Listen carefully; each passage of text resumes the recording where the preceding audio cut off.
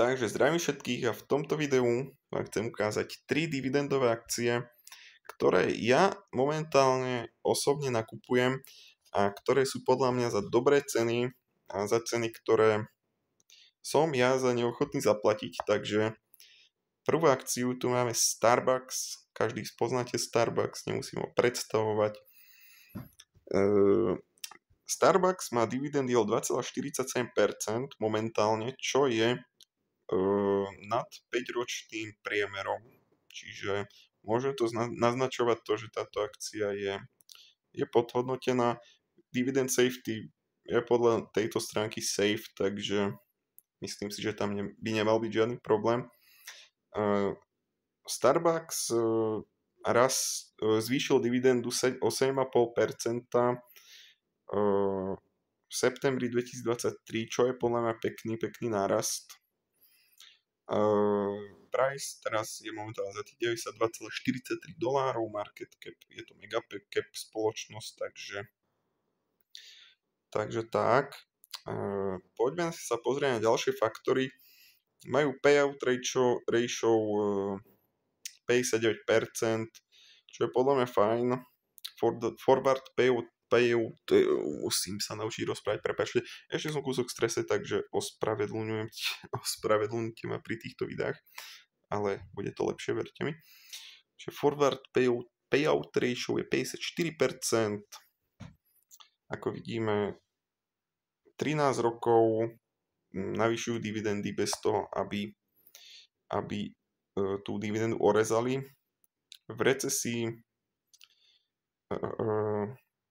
sa im darilo celkom dobre, čo sa týka predajov, ale zase čo sa týka akcií mala horšiu návratnosť ako S&P, minus 69%, S&P mala minus 55% v finančnej kríze, čo bolo v roku 2008, takže je to na uváženie, ale podľa mňa Starbucks akože super akcia.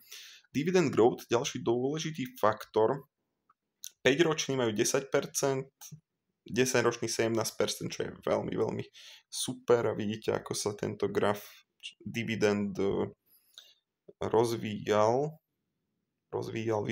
a narastal. Čiže začali platiť nejakých pár centov, 20-30 centov a dneska už platia skoro vyše $2, čo je veľmi pekné na akciu. Čiže tu máme nejaké dáta ohľadom toho, koľko platia, kedy majú ex-dividendy a tak ďalej, to nás až tak nezaujíma. 2,28 platia ročne.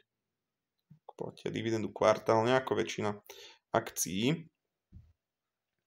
A ako vidíme, túto PE majú 5-ročné PE, čiže 5-ročný priemer ich PE je 29, čiže PE je vlastne price to earnings, určite to všetci poznáte. Dneska majú 21,8, čo je ďalší náznak toho, že sú podhodnotení. Akože tuto vidíme, že sektor, tento sektor má 15,1 PE, Starbucks má viacej, ale ako vidíme z toho 5-ročného priemeru majú priemerne 29 PE, čo za takú akciu ako Starbucks myslím, že je pochopiteľné.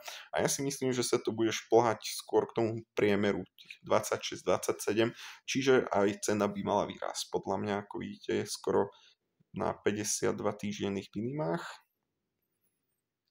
Earnings payout ratio majú dosť dobré, okolo tých 50% sa to drží, takže tam nie je žiadny problém. A free cash flow payout ratio je tiež v pohode podľa mňa. Earnings per share, akože vidíme, že z dlhodobého hľadiska rastie, jedine tam ten covidový rok bol taký slabší. Free cash flow per share, tam by som bol ja osobne radšej, keby sa to kúsok, ten graf bol viac podobný ako tomu earnings per share, lebo ten free cash flow je za mňa akože najdôležitejší faktor. Ale aj tak to nie je nič zlé a snáď dúfajme, že to bude lepšie a lepšie, aj keď možno na grafe to tak nevyzerá, ale napríklad v roku 2015 mali 1,60, dneska majú 3,59, čiže je to viac ako dvojnásobok, čiže tak. Earnings per share growth, vlastne ako rýchlo im rastie. earnings per share, vidíme, že v roku 2023 to bolo nejakých 20%. Vieme crazy rok 2021, keď každý zošalel, dostali ľudia kúsok voľnosti, 177% nárast mali. Ale si myslím, že toto sú pekné čísla. A jasné, že po tom roku, covidový rok nepočítame, to bola situácia, čo sa nastane raz na život, hej. Potom bol ten brutálny náraz a potom brutálnom náraste minus 9%, čo je podľa mňa úplne normálne. Ale podľa mňa to bude ďalej akože rásť. Sales growth tiež si myslím, že fajn. Čo je veľmi dôležitá vec, shares outstanding, Starbucks kupuje späť svoje akcie, aj keď v posledných rokoch kúsok pomalšie, ale majú tú tendenciu určite spätne odkupovať svoje akcie, čo je úplne že super. Total sales si myslím, že tiež pekný graf. Return on equity. Toto neviem, prečo je až tak zlé. Musím sa na to niekedy pozrieť hlbšie. Ale majú že minus 50%. Neviem, či to je nejako pokazený graf alebo niečo. Lebo return on invested capital majú dosť pekný 36%, 33, 29 a tak ďalej. Čo je veľmi pekné. Ale return on equity iba takáto nízka, neviem, čím to bude. Ale ak sa mi ten graf nepáči. OK, ďalej, marže 16%, 15%, myslím, že úplne fajn. Veľmi pekné marže. Free cash flow margin. Tiež si myslím, že fajn. Tomuto free cash flow marginu sa až tak veľmi nerozumiem, ale operating margin je vlastne marža, že koľko majú zisku. Sorry. Toto free cash flow margin, teraz neviem, že čo je, musím si to ešte poštudovať, niektoré veci. Človek sa stále učí, jak sa hovorí. OK, dlh tiež v pohode si myslím, not bad. Interest coverage, to je tiež fajn. Takže toto je Starbucks. Napíšte do komentáru, či vlastníte Starbucks, čo si o ňom myslíte a tak ďalej a tak ďalej.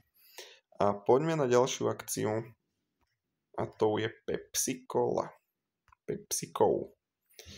Čiže vidíme, budem sa snažiť byť kus rýchlejší, neviem, či vás to baví.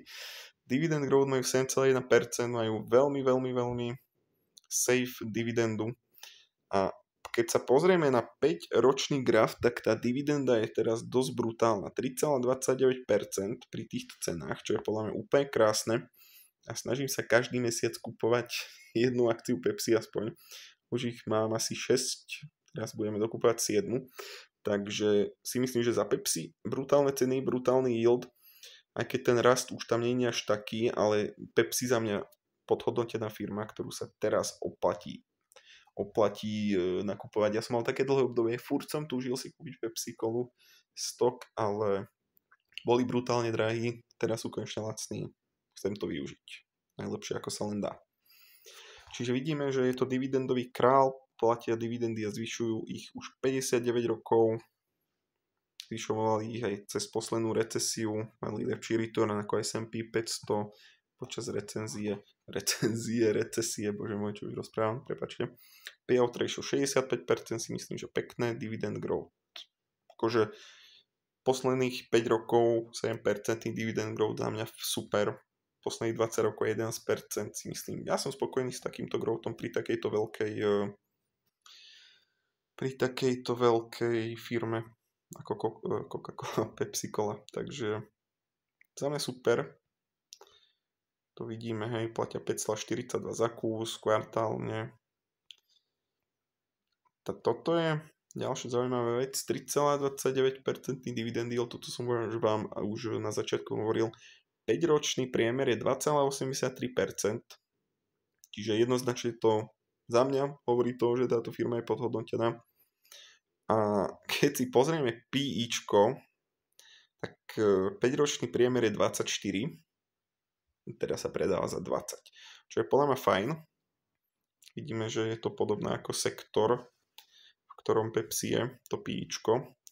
Ale čo sa týka, keď sa pozrieme iba na PI, tak za mňa je Pepsi brutálne podhodnotená a Snažím sa nakúpiť, ako hovorím, každú jednu akciu každý mesiac. Earnings payout ratio pohybuje sa to v tých medziach 60 až 70, čo je podľa mňa úplne že v pohode.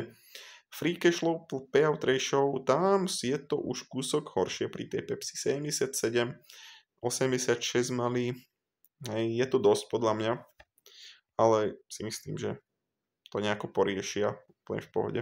Ale je to kus vyššie číslo, ako by som preferoval, ale je to Pepsi, takže nebojím sa pri tomto. Vidíme, že zisk na akciu nám pekne rastie. Takisto aj free cash flow, akože očakáva sa na ďalších 12 mesiacov 7,07, čo keď podľa mňa dajú, tak tá cena akože vystrelí. Preto sa snažím aj nakupovať. Ináč nie je to finančné poradenstvo. Neberte si odo mňa príklad ani žiadne rady. Hovorím to len tak pre seba, hovorím toto všetko. OK, čiže vidíme tuto nejaký nárast predaja, nárast EPS-ka. Shares outstanding, neodkupujú tie akcie svoje až tak agresívne, ale určite je tam klesajúca tendencia, čo je určite pozitívne. Takisto totálne predaje idú hore pomaličky, ale isto. Return on equity 51%, čo je veľmi pekné. Return on invested capital 19%, tiež nemám tomu čo vytknúť.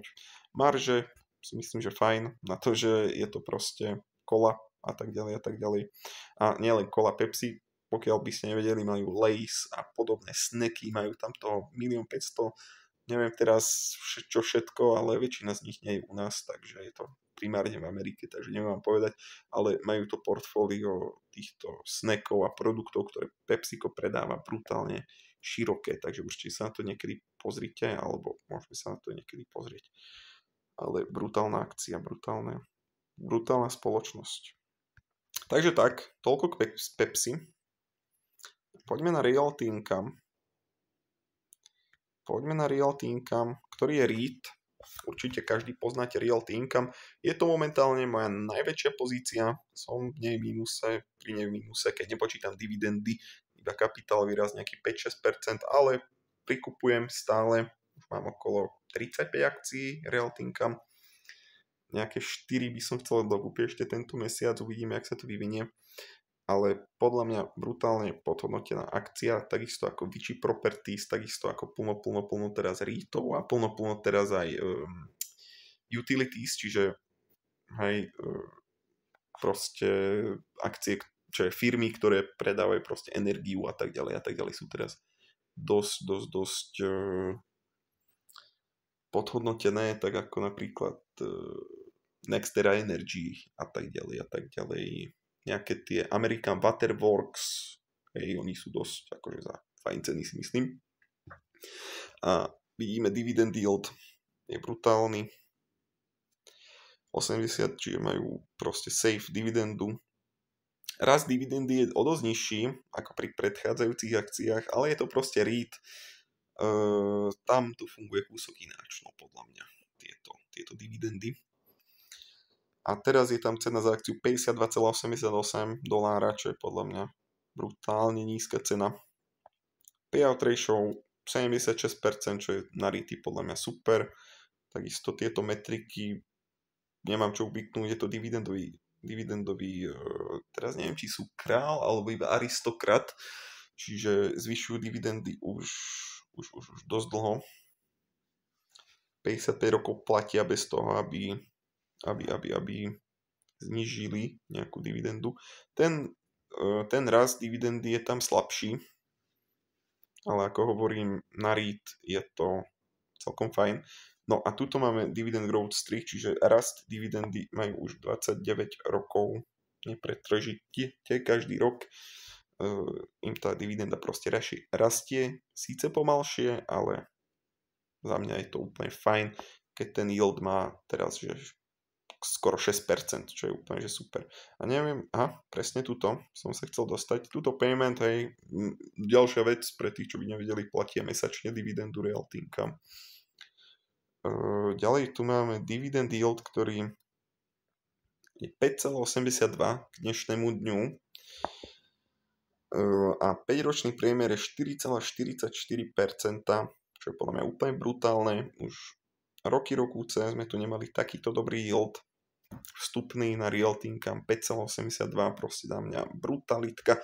A keď sa pozrieme na 5-ročný priemer FFFO, price to FFFO je pri REIToch vlastne to isté ako price to earnings pri obyčajných spoločnostiach, hej, takže tam je 5-ročný priemer 17,8 a teraz sú za price to FFFO 12,7, čo je proste niečo neskutočné sú proste podhodnotené akcie tejto spoločnosti a proste očakávam, že keď sa úrokové sadzby začnú znižovať, tak sa pomaličky budeme ťahať k tomu 5-ročnému priemeru. Určite to nebude ako pred roku 2020, že proste nejakých 20 alebo proste nejaké crazy veci, ale ja si myslím, že tých 17, 18 úplne v pohode s prehľadom, je to proste kvalitný REIT a tá cena pôjde jednoznačne hore, keď sa to pozeráme.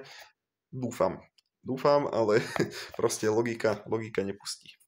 Bude to tak proste jednoznačne. Hej, payout ratio majú úplne, že fajn. FFFO per share, čiže zisk na akciu, rastie. Free cash flow per share tiež rastie. Tento rast proste tam nebude nejaký extrémny, ale je to fajn. Čo za mňa je veľké mínus pri Realty Income je, že proste, a pri REIToch celkovo, že proste neodkupujú späť akcie, ale práve, že robia opak tieto REITy, robia to, že vydávajú nové akcie, aby mohli proste financovať a nakupovať nové nehnuteľnosti a tak ďalej. Čiže z jednej strany je to dobré, ale z druhej strany, keď to nesledujete detailne, tak sa môžete na tom popáliť. No. Ale to mi je ľúto, no, že majú proste, že vydávajú nové akcie, aj keď na druhú stranu kupujú za to nehnuteľnosti, nové firmy, aj teraz už neviem presne, jak sa volala tá firma, ktorú kúpili presne za tieto akcie, ktoré vlastne vydali, proste kúpili ďalšiu firmu. Čiže tak. Preto je tu vlastne aj taký náraz zo 415 na 612 miliónov akcií, 693 lov vlastne kúpili tú firmu. Neviem presne, jak sa volajú, ale tiež to bol dosť kvalitný REIT, takže tak, return on equity, return on invested capital, to si myslím, že pri týchto REIToch neriešme až tak dopodrobná. Operating margin, tiež neviem, jak to vlastne funguje pri týchto REIToch, tieto veci nechcem vám klamať, tiež neviem všetko, ale tie dôležité veci sme si vysvetlili, si myslím, takže tak, napíšte, čo si o tom myslíte, som rád, až ste ma dopozerali, hoďte tam like, hoďte tam koment, čo si myslíte o týchto troch akciách, ktoré som vybral a ďakujem vám za pozretie tohto videa, majte sa.